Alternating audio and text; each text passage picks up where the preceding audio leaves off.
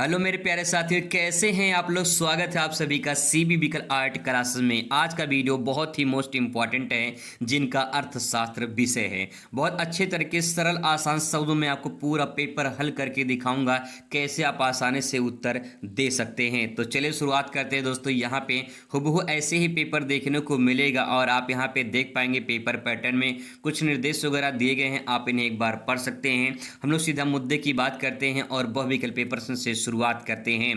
पहला प्रश्न आपके सामने यहाँ पे है, जिसका उत्तर आपको अपनी उत्तर पुस्तिका में लिखना होगा। कह रहा है कि निम्न में से कौन सी आर्थिक क्रिया है, उपभोग, उत्पादन, विनिमय या फिर इनमें से सभी। तो इसमें सही जवाब क्या हो जाएगा। इसमें उपभोग, उत्पादन, विनिमय ये सभी आर्थिक क्रिया के अंतर्गत आते हैं, तो ये सभी इसमें आपका राइट आंसर हो जाएगा।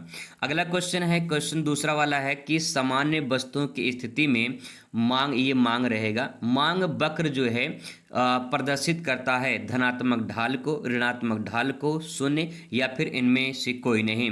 जो मांग वक्र होता है ये क्या प्रदर्शित करता है। तो देखिए, कीमत जब बढ़ेगी, अगर कीमत बढ़ती है, ठीक है, तो मांग क्या होती है, घटने लगती है। जब कीमत बढ़ती है तो मांग क्या होती है, घटने लगती है। इसीलिए मांग जो है, जो मांग वक्र होगा वो ऊपर से नीचे की तरफ जो है झुकेगा, ऊपर से नीचे की झुकेगा, तो मतलब यहाँ पे ऋणात्मक होगा। तो इसमें आपका राइट आंसर बा वाला हो जाएगा, ठीक है, इसमें ऋणात्मक हो जाएगा। आगे दोस्तों यहाँ पे तीसरा क्वेश्चन है, कह रहा है कि उदासीन वक्र विश्लेषण किसने प्रतिपादन किया है, मार्शल, पेगु, हिक्स या फिर रॉबिन्स ने। तो आप सभी का जवाब होगा कि यहाँ पे जो है उदासीन जो वक्र है इसका विश्लेषण किया है हिक्स ने। तो यहाँ पे सही जवाब का हो जाएगा हिक्स, ठीक है। आगे यहाँ पे नेक्स्ट, वर्तमान युग में उत्पादन कितने साधन हैं। इसमें थोड़ा डाउट रहता है कभी कभी कि कभी कहीं 4 दिया है, कहीं 5 दिया है। तो इसमें जो है वर्तमान युग में पूछा है कि उत्पादन के जो साधन है उसमें आपका 5 जो है ये राइट आंसर हो जाएगा। इसमें जो 5 होते हैं वो आपका पहला होता है श्रम होता है, दूसरा आपका भूमि होता है, ठीक है, भूमि हो गया, श्रम हो गया, तीसरा जो है आपका पूंजी वाला सेक्शन हो जाएगा, और जो चौथा वाला हो जाएगा आपका इसमें संगठन हो जाता है, ठीक है, संगठन हो जाता है। और जो पांचवा वाला सा जिसमें होता है इसे बोलते हैं साहस या फिर इसे उद्यम भी बोलते हैं। तो ये 5 पॉइंट अब जो है आपके उत्पादन के साधन हो जाएंगे। आगे यहाँ पे नेक्स्ट है आपके सामने 5वां नंबर क्वेश्चन है कि निम्न में से कौन स्थिर लागत को व्यक्त करता है। स्थिर लागत को व्यक्त करता है विद्युत बिल, कच्चे माल पर खर्च, मजदूरी या फिर स्थिर पूंजी या फिर जो है स्थिर पूंजी पर ब्याज। तो इसमें राइट आंसर क्या होगा। 5वें का राइट आंसर आपका हो जाएगा स्थिर पूंजी पर ब्याज हो जाएगा। स्थिर पूंजी ब्याज का मतलब होता है कि उत्पादन बंद होने पर भी चुकाना पड़ता है। तो ये आपका इसमें राइट आंसर हो जाएगा, ठीक है। आगे यहाँ पे 6वां नंबर क्वेश्चन है कि आय कर कौन लगाता है। आयकर जो होता है वो कौन लगाता है, केंद्र सरकार, राज्य सरकार, स्थानीय सरकार या फिर इनमें से सभी। तो जो आयकर होता है वो आपका यहाँ पे केंद्र सरकार राइट आंसर हो जाएगा, केंद्र सरकार के द्वारा लगाया जाता है, ठीक है। आगे है नेक्स्ट पॉइंट, यहाँ पे है 7वां नंबर क्वेश्चन है कि मुद्रास्फीति को नियंत्रण करने हेतु बैंक दर बढ़ाई जाती है, घटाई जाती है, स्थिर रखी जाती है या फिर शून्य हो जाती है। तो इसमें राइट आंसर क्या हो जाएगा। तो जब मुद्रास्फीति के नियंत्रण करना होता है तो उसमें जो बैंक दर होती है वो बढ़ा दी जाती है। तो उसमें आ वाला आपका राइट आंसर हो जाएगा। आगे यहाँ बात करते हैं अगले क्वेश्चन पर। कह रहा है कि यदि एमपीएस जो है, यानी एमपीएस और एमपीसी के बारे में पूछा गया है, तो यहाँ पे जो है यानी सीमांत बचत प्रवृत्ति और सीमांत उपभोग प्रवृत्ति के बारे में आपसे पूछा गया है। तो यहाँ पे एमपीएस जो है ये आपका दिया है कितना, 0.4 दिया है। और आपसे क्या पूछ रहा है, एमपीसी पूछ रहा है, ठीक है, ये आपको बताना है। तो इसका एक फार्मूला होता है, आपको फार्मूला अगर पता होगा तो ये होता है एमपीसी प्लस एमपी, यहाँ हो जाएगा आपका एम पी एस हो जाएगा, ठीक है, बराबर 1 होता है। ये एक फार्मूला है। अब यहाँ पे जो है फार्मूले में आप फिट कर दीजिए। तो यहाँ पे आपको एम पी एस पूछ रहा है तो एम पी एस ऐसे लिख देंगे, प्लस जो है आपका एम पी एस कितना दिया है, 0.4 दिया है, बराबर 1 हो जाएगा, ठीक है। तो आपको एम पी एस निकालना है, एम पी सी निकालना है, तो आप यहाँ हो जाएगा एक माइनस हो जाएगा, 0.4 हो जाएगा। तो जब इसको घटाएंगे तो आएगा 0.6 आ जाएगा, ठीक है, 0.6 आ जाएगा। तो यहाँ यहाँ पे अब आपको करना क्या है, यहाँ पे परसेंटेज में दिया है तो परसेंटेज में जो है 0.6 का हो जाएगा इंटू यहाँ पे 100 हो जाएगा, तो ये आपका हो जाएगा 60% हो जाएगा। तो इसमें राइट आंसर क्या हो जाएगा आपका 60% जो है इसमें करेक्ट आंसर हो जाएगा। ठीक है, आगे क्वेश्चन यहाँ पे है 9वां number, Reserve Bank of India का मुख्यालय कहाँ है? नई दिल्ली, मुंबई, कोलकाता या फिर चेन्नई? तो जो आरबीआई है, आरबीआई इसकी स्थापना 1935 में हुई थी, स्थापना जो है इसकी 1935 में हुई थी और उसका जो मुख्यालय है वो कहाँ पे है? मुंबई में है। ठीक है, अगला क्वेश्चन यहाँ पे है 10वां नंबर क्वेश्चन है आपके सामने कि भारत का वित्त मंत्री कौन है वर्तमान में? नरेंद्र मोदी, अमित शाह, राजनाथ सिंह या फिर निर्मला सीतारमण? तो इसमें द वाला आपका राइट आंसर हो जाएगा। ये 10 बहुविकल्पीय इंपॉर्टेंट क्वेश्चन थे। अब बात करते हैं अति लघुत्तरीय प्रश्न की। अगला क्वेश्चन आपके सामने कि अनैच्छिक बेरोजगारी से क्या अभिप्राय है? तो उसमें उत्तर आप लिखेंगे, अनैच्छिक बेरोजगारी वह स्थिति है जिसमें व्यक्ति कार्य करने के लिए इच्छुक और सक्षम होता है परंतु उसे रोजगार नहीं मिलता है। ठीक है, रोजगार करना चाहता हो लेकिन कोई उसे रोजगार ना मिले तो इसे हम अनैच्छिक बेरोजगारी कहते हैं। ये तब होता है जब आर्थिक मंदी होती है, मांग की कमी हो जाती है, उत्पादन घट जाता है, तब ऐसा जो है अनैच्छिक बेरोजगारी देखने को मिलती है। ठीक है, अब इसके बाद आता है सेक्शन नंबर नेक्स्ट, अगला है लघु उत्तरीय प्रश्न। तो लघु उत्तरीय प्रश्न में कुछ इस प्रकार से प्रश्न आपको देखने को मिलेंगे, जैसे कि मांग के प्रमुख निर्धारित तत्वों की व्याख्या कीजिए, कैसे मांग निर्धारित होता है, उसके कौन कौन से तत्व हैं वो आपको बतानी है, सीमांत उत्पादन और औसत उत्पादन में अंतर बताना है। 6 अंक आपको यहाँ पे मिलेंगे। पूर्ण प्रतियोगिता क्या है, यहाँ पे 2 अंक आपको मिलेगा। फिर इसकी विशेषता लिखेंगे तब आपको 4 अंक मिलेगा, टोटल 6 अंक आपको यहाँ पे मिलेगा। नेक्स्ट है रिजर्व बैंक ऑफ इंडिया के कार्य बताइए, क्या क्या कार्य है रिजर्व बैंक ऑफ इंडिया के। मुद्रा की पूर्ति के प्रमुख अवयव यानी तत्व क्या है ये आपको बताना है, और प्रत्यक्ष कर का अर्थ क्या है, इसके प्रमुख लाभ क्या है ये आपको बताना है। तो आइए एक करके आसान शब्दों में समझने का प्रयास करते हैं। सबसे पहले यहाँ पे मांग के प्रमुख निर्धारित तत्वों की व्याख्या कीजिए। मांग कैसे निर्धारित होता है, उसके कौन कौन से तत्व हैं ये आपको बताना है। तो इसके निम्नलिखित तत्व दिए गए हैं, तो एक एक करके समझने का प्रयास करते हैं। तो यहाँ पे सबसे पहला है वस्तु का मूल्य। वस्तु का जो मूल्य होता है वो मांग को निर्धारित करता है। जैसे मूल्य घटने पर मांग क्या होती है, वो बढ़ जाती है। अगर मूल्य घट जाएगा, किसी वस्तु का दाम घट जाएगा तो मांग क्या होती है, बढ़ जाती है। लेकिन अगर मूल्य बढ़ जाए तो मांग क्या होती है, घट जाती है। ये विपरीत समझ चलता है, आप इसको ध्यान रखेंगे। अगला है उपभोक्ता की आय। उपभोक्ता की आय भी मांग को निर्धारित करती है। जैसे आय बढ़ने से समानता वस्तु की मांग भी क्या हो जाती है, बढ़ जाती है। जैसे से आय बढ़ेगी तो आय बढ़ने के साथ साथ मांग बढ़ती है, बात ध्यान रखेंगे। ऐसा नहीं कि मांग बढ़ जाए, कीमत बढ़ जाए और मांग जो है बढ़ जाएगी, ऐसा नहीं होगा। कीमत अगर बढ़ेगी तो मांग घट जाता है, लेकिन अगर आय ही बढ़ जाती है तो मांग वस्तु जो है वो भी बढ़ जाती है। वस्तु की जो मांग होती है वो डिमांड बढ़ जाती है। ठीक है, अगला पॉइंट यहाँ पे है संबंधित वस्तुओं का मूल्य। संबंधित वस्तुओं का मूल्य का मतलब क्या होता है, जैसे पूरक वस्तुएं होती हैं, प्रतिस्थापन वस्तुएं होती हैं, इनका मूल्य में भी प्रभाव देखने को मिलता है। जैसे मान लीजिए चीनी है, ठीक है, अगर चीनी का दाम बढ़ जाता है तो चाय के दाम में कुछ ना कुछ परिवर्तन होगा, चाय के मात्रा में कुछ ना कुछ परिवर्तन जरूर देखने को मिलेगा। तो चीनी ये पूरक वस्तुएं हैं, चीनी बढ़ेगी तो चाय का दाम भी बढ़ेगा। तो इस प्रकार से कहने का मतलब ये कि ये वस्तुएं जो होती हैं वो कहीं के प्रभावित होती हैं, मांग को निर्धारित करती हैं। ठीक है, आगे यहाँ पे रुचि व पसंद। रुचि व पसंद के ऊपर भी डिमांड प्रभावित होता है। फैशन आ जाता है, नया नया फैशन आ जाएगा तो मांग प्रभावित हो जाएगी, लोग उसे पसंद करना शुरू कर देंगे, खरीदेंगे चाहे कोई भी दाम रहे। ठीक है, नेक्स्ट जनसंख्या। जनसंख्या बढ़ेगी तो मांग अपने आप बढ़ जाएगी, जनसंख्या बढ़ती है तो भाई डिमांड भी बढ़ जाती है। ठीक है, नेक्स्ट है भविष्य की उपेक्षाएं। भविष्य की उपेक्षाओं में लिख सकते हैं कि मूल्य बढ़ने की आशंका से वर्तमान में मांग क्या हो जाती है, वो बढ़ जाती है। तो ये भी पॉइंट आप इसमें ऐड कर सकते हैं। तो दोस्तों ये पॉइंट हो जाएगा। इसके बाद नेक्स्ट बात करेंगे हम लोग, अगला प्रश्न है सीमांत उत्पादन और औसत उत्पादन में अंतर बताइए। तो आप इसे ऐसे डिवाइड कर लीजिए, ठीक है, इसको 3 भागों में ऐसे डिवाइड करके आप ऐसे लिख सकते हैं। तो इसमें जैसे आधार क्या हो जाएगा, पहले इसका अर्थ लिखेंगे। अर्थ में सीमांत उत्पादन में लिखेंगे कि एक अतिरिक्त इकाई उत्पादन बढ़ने से जो उत्पादन होता है उसे सीमांत उत्पादन कहते हैं। फिर से देखिए, कह रहा है कि एक अतिरिक्त इकाई जो है बढ़ने से जो उत्पादन होता है उसे सीमांत उत्पादन कहते हैं। और उत्पादन जो है औसत क्या होता है, औसत उत्पादन में लिखेंगे कि प्रति इकाई जो उत्पादन होता है। जैसे मान लीजिए, इसको सिंपल भाषा में समझिए, तो मान लीजिए 1 2 3 4 5 ऐसे करके ये उत्पादन हो रहा है, तो टोटल जितना उत्पादन होगा ये आपका औसत उत्पादन के अंतर्गत आ जाएगा।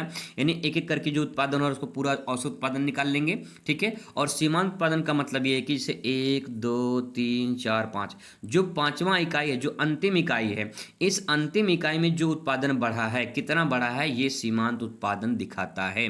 और औसत में टोटल जो जितना उत्पादन हुआ है उसका औसत निकाल लेंगे, ठीक है। तो इस प्रकार से ये आपका ये हो जाएगा, पहला इसका अर्थ हो जाएगा। अब इसके बाद में गणना कैसे करते हैं, तो जो एमपी होता है, एमपी मतलब सीमांत उत्पादन, कुल उत्पादन में परिवर्तन को दिखाता है, ठीक है। और जो एपी होता है ये कुल उत्पादन प्लस इकाइयां जितनी होती हैं वो पूरा ऐड करके औसत उत्पादन निकाला जाता है, ठीक है। इसके बाद यहाँ पे संबंध की बात करें तो संबंध में क्या देखेंगे, अगर सीमांत उत्पादन है तो एपी को प्रभावित करता है, यानी जो उत्पादन होता है औसत उत्पादन ये प्रभावित होता है, और इससे जो होता है ये एमपी प्रभावित होता है। मतलब एक दूसरे को दोनों प्रभावित करते हैं, सिंपल पॉइंट, ठीक है। आगे है स्वरूप कैसा होना चाहिए, स्वरूप इसका घटता बढ़ता रहता है, कभी ज्यादा होगा कभी कम, कभी ज्यादा कभी कम, कभी ज्यादा कभी कम। लेकिन औसत लागत की बात करें तो यहाँ पे अपेक्षाकृत क्या होता है, ये स्थिर होता है। एक ऐसा डायग्राम बन जाएगा, एक स्थिर बन जाएगा यहाँ पे, ठीक है। आगे है निर्णय में लिखेंगे कि उत्पादन निर्णय में सहायक होता है, ये उत्पादकता को दर्शाता है। इस प्रकार से सेंटेंस हो जाएगा। उदाहरण के तौर पे जैसे एक मजदूर जोड़ने से उत्पादन बढ़ जाता है। अगर एक मजदूर जोड़ देंगे तो उत्पादन में कहीं कहीं बढ़ोतरी होगी, और यहाँ पे क्या होगा, प्रति मजदूर जितना उत्पादन होगा उसका औसत यहाँ पे निकालते हैं। तो इस प्रकार से ऐसे ले सकते हैं, या तो जो है आप इसी सेंटेंस को आप एक एक करके आप अपना व्याख्या भी कर सकते हैं, जैसा आपको उचित लगे वैसा आप कर सकते हैं। इसके बाद अगला क्वेश्चन आता है पूर्ण प्रतियोगिता क्या है, इसकी प्रमुख विशेषताएं क्या हैं। तो पूर्ण प्रतियोगिता में इसमें लिखेंगे, पहले इसकी परिभाषा 2 अंक आपको यहाँ से मिलेगा। जैसे पूर्ण प्रतियोगिता वह बाजार अवस्था है जिसमें बड़ी संख्या में क्रेता विक्रेता होते हैं और वस्तु का मूल्य बाजार द्वारा निर्धारित होती है।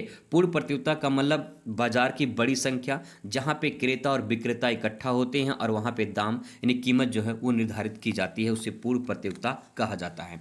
अब इसकी क्या क्या विशेषताएं हैं, आइए विशेषताओं पे नजर डालते हैं। इसके बारे में थोड़ा थोड़ा आप एक्सप्लेन कर देंगे तो बढ़िया पूरा नंबर आपको मिल जाएगा। जैसे यहाँ पे विशेषता है क्रेता और विक्रेता बड़ी संख्या में उपलब्ध होते हैं, पहला पॉइंट। दूसरा है समरूप का मतलब एक जैसी वस्तुएं आपको देखने के मिलती हैं।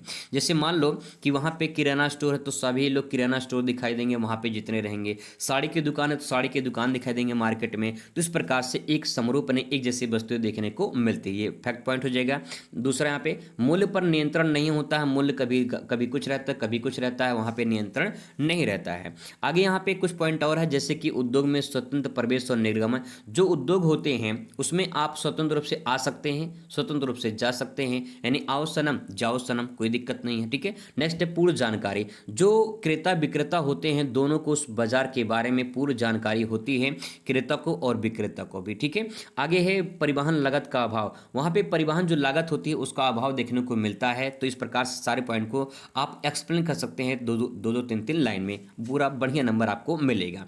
अगला क्वेश्चन आ जाएगा यहाँ पे कि रिजर्व बैंक ऑफ इंडिया के प्रमुख कार्य क्या है। This is most important question, ये आपके हर साल पेपर में पूछे जाते हैं रिजर्व बैंक ऑफ इंडिया के बारे में। रिजर्व बैंक ऑफ इंडिया के जो प्रमुख कार्य हैं उसके बारे में लिखेंगे। तो पहला फैक्ट पॉइंट है कि रिजर्व बैंक ऑफ इंडिया एक केंद्रीय बैंक माना जाता है और इसे बैंकों का बैंक कहा जाता है।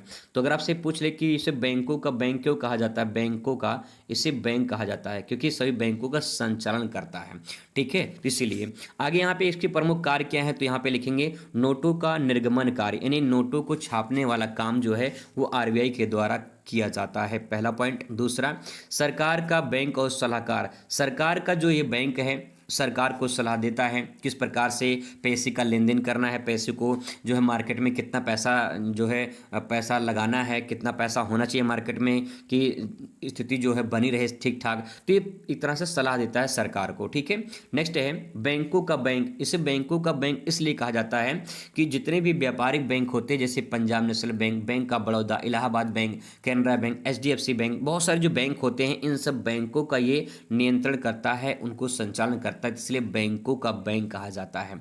नेक्स्ट है ऋण नियंत्रण।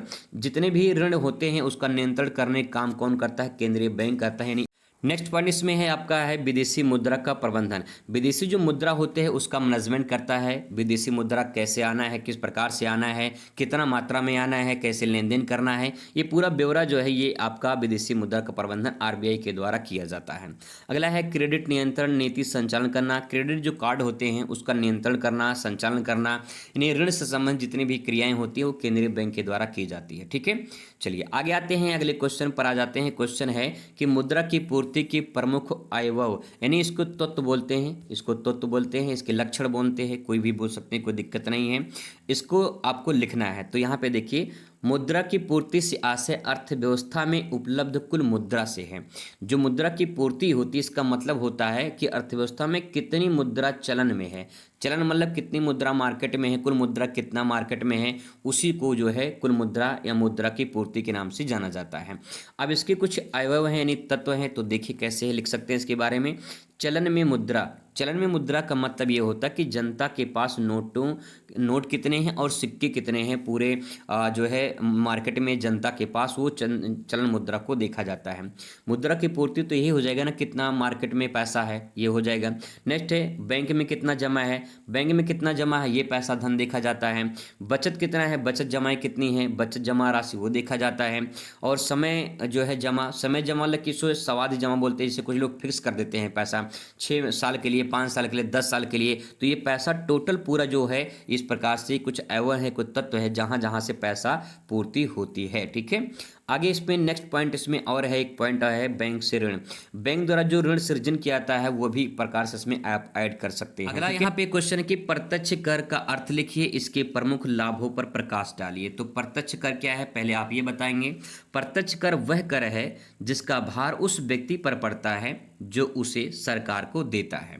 तो जैसे मान लीजिए सरकारी और नौकरी आपकी लग जाए तो आपका जो है टैक्स लगता है, टैक्स करता है। ठीक है, आप मान लीजिए 1 लाख रुपया पा रहे हैं तो आपके वेतन से कुछ टैक्स करता है, वो आपके डायरेक्ट जो है पैसे से कट जाता है, वेतन से कट जाता है, तो उसे हम प्रत्यक्ष यानी डायरेक्ट टैक्स कहते हैं। ठीक है, इसमें देखिए जैसे उदाहरण में आयकर है, आपके आय पर जो टैक्स लगता है, संपत्ति कर है, ये डायरेक्ट टैक्स होता है। ठीक है, अब यहाँ पे इसके प्रमुख लाभ क्या है, न्याय संगत प्रणाली हो जाती है। ठीक है, न्याय संगत प्रणाली का मतलब ये है कि जो आपको पैसा कटा है वो बाद में आपको फिर वह जो है कुछ ना कुछ रिटर्न आपको उसमें से मिल जाता है। आय असमानता में कमी देखने को मिलती है। जितने भी सरकारी जॉब में हैं या फिर जो भी प्राइवेट जॉब में है जिनका टैक्स कटता है वो सबको बराबर देना पड़ता है। ऐसा नहीं कि जो है किसी का जो है लगता नहीं है, सबका लगता है, बराबर है। असमानता यहाँ पे कमी देखने को मिलती है। सुनिश्चित राजस्व, सुनिश्चित राजस्व का मतलब होता है कि जो राजस्व है, जो पैसा, जो धन है, एक निश्चित होता है और उसी प्रकार से मैनेज किया जाता है जैसा मार्केट में पैसा होता है। यानी जैसा आपका वेतन होगा उसी प्रकार से जो है आपका राजस्व निश्चित होगा, टैक्स निश्चित होगा। ठीक है, यानी कि अगर आप 1 लाख रुपया पा रहे हैं तो उसमें से जो है आपका जो है 50,000 जो है काट लेंगे सरकार, ऐसा नहीं होगा। उसमें से एक निश्चित होगा राजस्व कितना आपका काटना है, 1%, 10%, 5%, सबका उतना ही कटेगा। ठीक है, नेक्स्ट है कर चोरी की संभावना कम हो जाती है। जो लोग टैक्स चोरी कर लेते हैं, जमा नहीं करते हैं, तो वहाँ पे चोरी करने की संभावना कम हो जाती है। सामाजिक कल्याण में सहायक होता है। टैक्स अगर डायरेक्ट आपका कट जाता है तो कहीं न कहीं जो है सामाजिक जो कल्याण है वो आपका बना रहता है, नहीं तो सभी लोग जो काला धन है वो कमा के रख लेते हैं।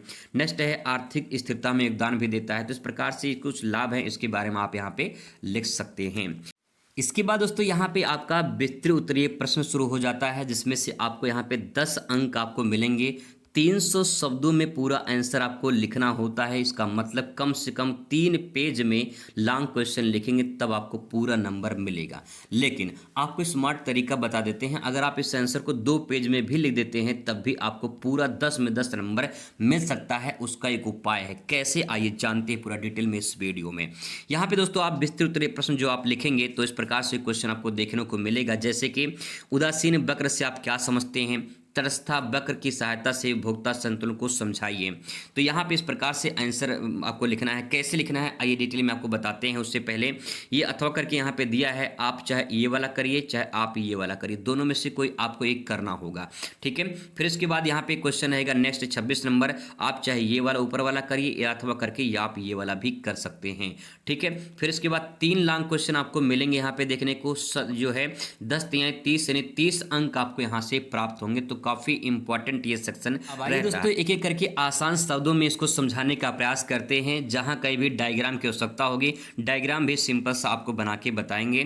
तो यहाँ पे जैसे कि उदासीन वक्र से आप क्या समझते हैं, तटस्थता या फिर उदासीनता। उदासीनता तटस्थता बात एक ही है, दोनों एक ही शब्द है। वक्रों की सहायता से उपभोक्ता के संतुलन को समझाइए। अब यहाँ पे आपको 10 अंक मिलेंगे। तो सबसे पहले अपनी कॉपी में आपको उदासीनता वक्र का अर्थ आपको बताना है या तटस्थता वक्र के बारे में आपको बताना है। तो यहाँ पे सबसे पहले इसका उत्तर आप लिखेंगे, उदासीन वक्र वह वक्र है जो दो वस्तुओं के विभिन्न संयोजन को दर्शाता है। दो वस्तुओं के संयोजन को दर्शाने का मतलब यहाँ पे दो वस्तु हैं, उनको मिलने से जो भी प्रक्रिया, जो भी संतुष्टि होती है, उसको दर्शाने का काम किया जा रहा है।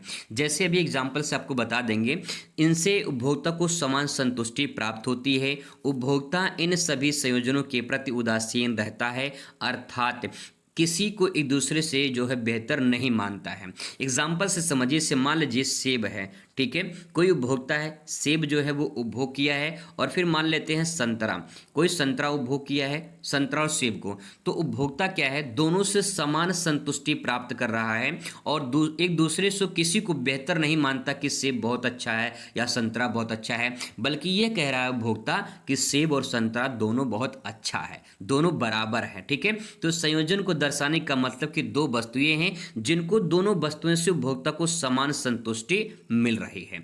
आई होप दोस्तों कि आपको परिभाषा समझ में आ चुका होगा। अब बात करते हैं इसकी विशेषता की।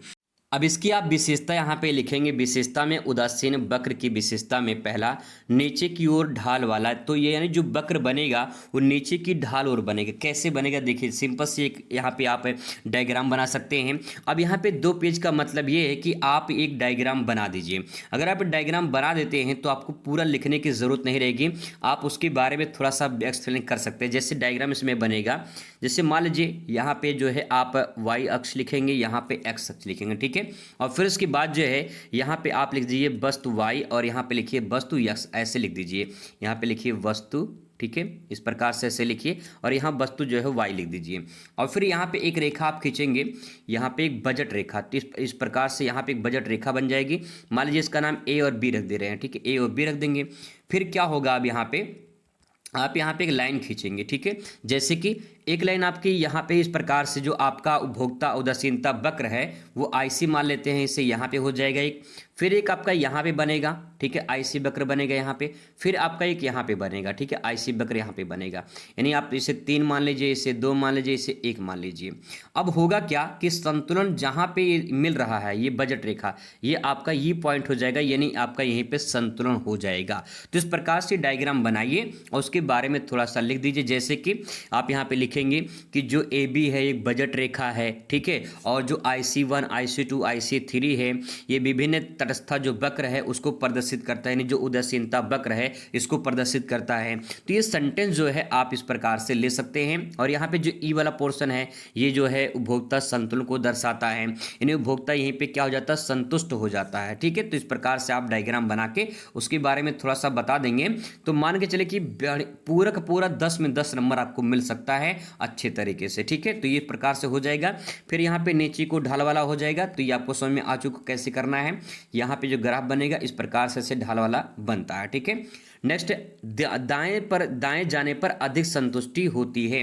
दाएं जाने पर अधिक संतुष्टि का मतलब जो वक्र ऐसे ऐसे बढ़ेगा तो यहाँ पे दाएं जा रहा है, तो यहाँ पे संतुष्टि जो है क्या हो रही है, अधिक हो रही है। ठीक है, अगला पॉइंट यहाँ, एक दूसरे को नहीं काटते। एक दूसरे को कहाँ काट रहे हैं, अगर ग्राफ में देखिए इस प्रकार से बजट रेखा बन जाएगी और जो आपका आईसी वक्र है इस प्रकार से ऐसे बनेगा, तो एक दूसरे को काटेंगे नहीं। ठीक है, तो यहाँ पे आप एक दूसरे को काटते नहीं है, तो इस प्रकार से आपकी विशेषता हो जाएगी।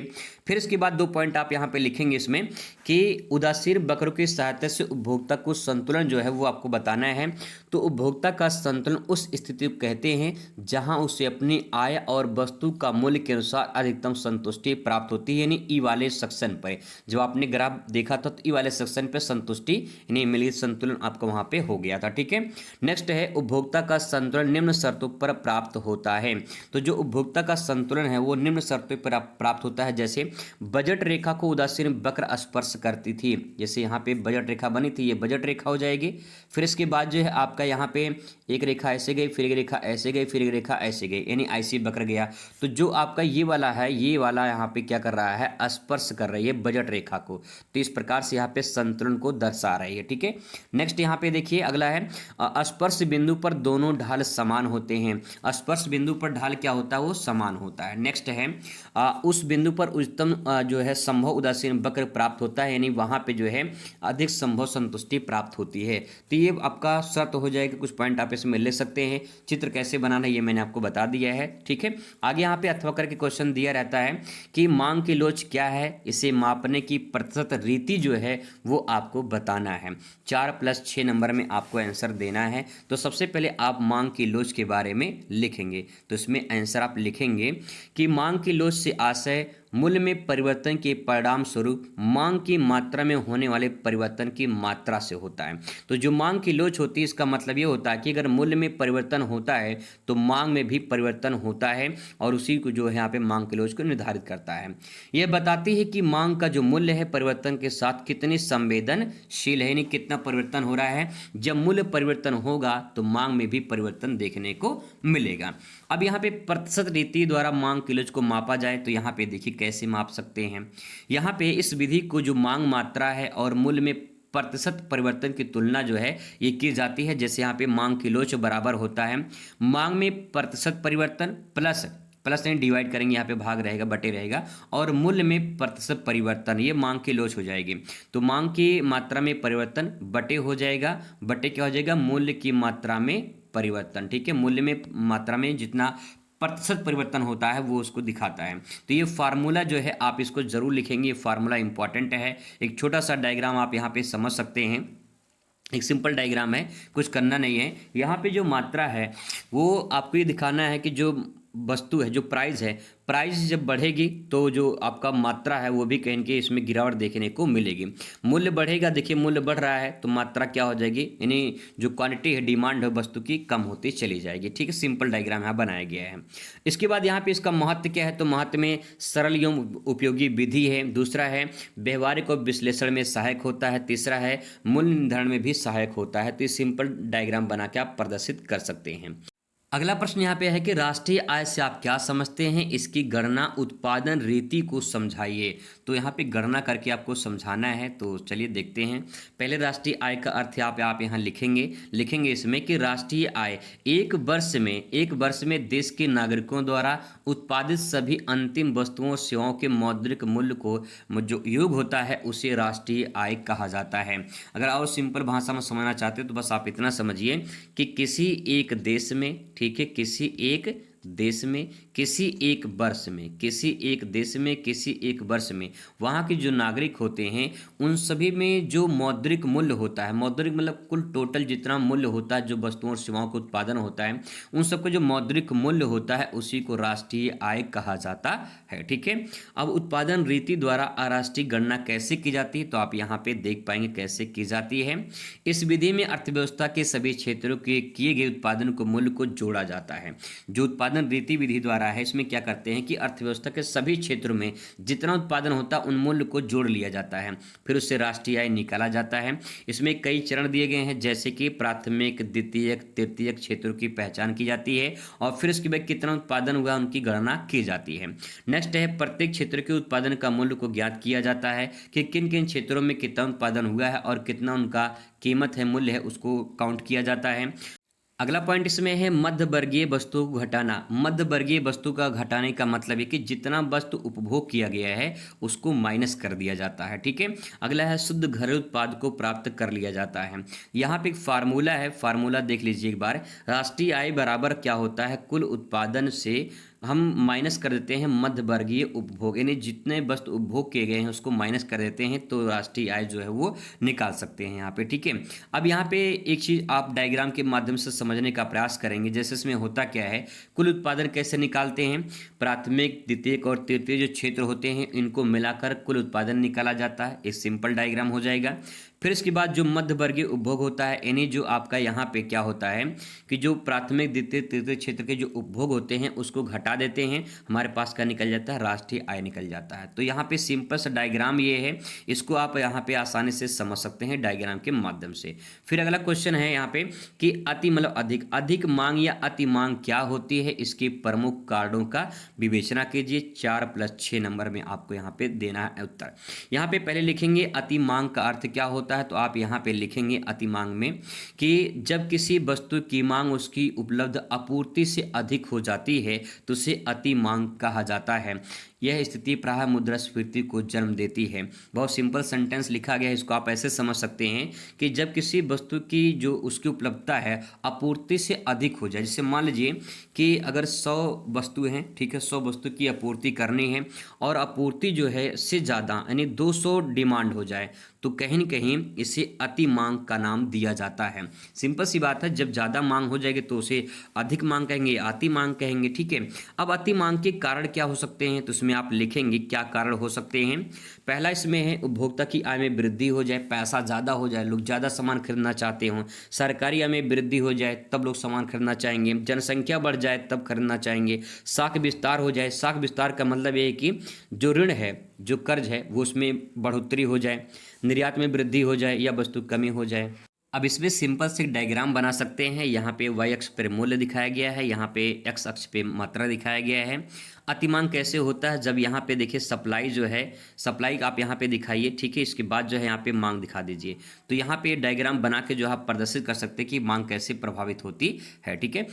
अगला प्रश्न यहाँ पे दिया गया है कि पूर्ण प्रतियोगिता के अंतर्गत किसी वस्तु की कीमत निर्धारण किस प्रकार होता है, उदाहरण व चित्र द्वारा समझाइए।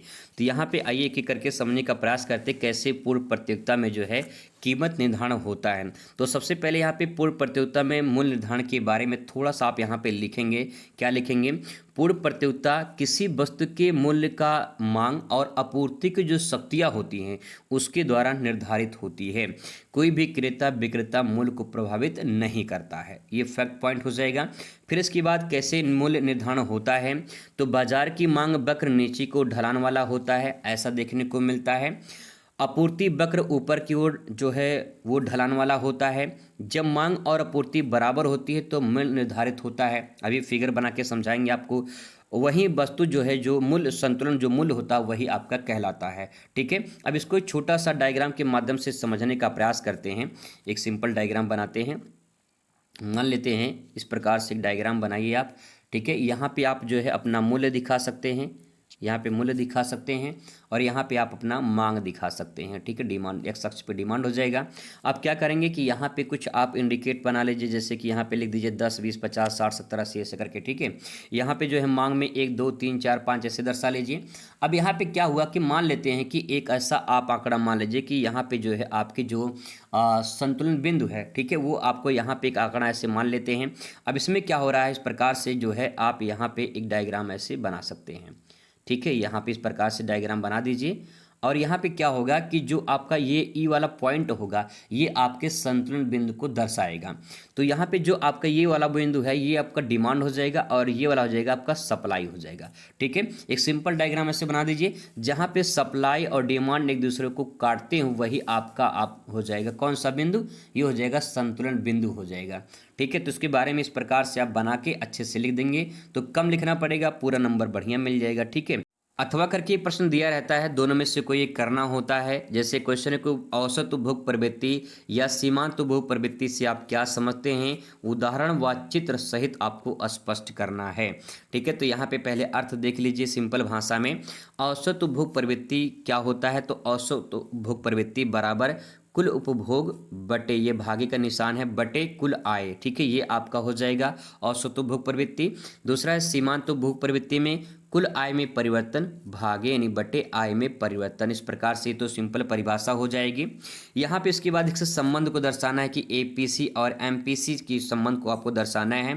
तो देखिए इसमें लिख सकते हैं कि एमपीसी जो होता है सदैव एपीसी से कम होता है, पहला पॉइंट। दूसरा, आय बढ़ने पर एपीसी क्या होती है, वो घट जाती है। नेक्स्ट है एम्पेसी क्या होती है, वो स्थिर रहती है। ऐसे क्या होती है, स्थिर रहती है। नेक्स्ट, दोनों उपभोग व्यवहार को दर्शाते हैं।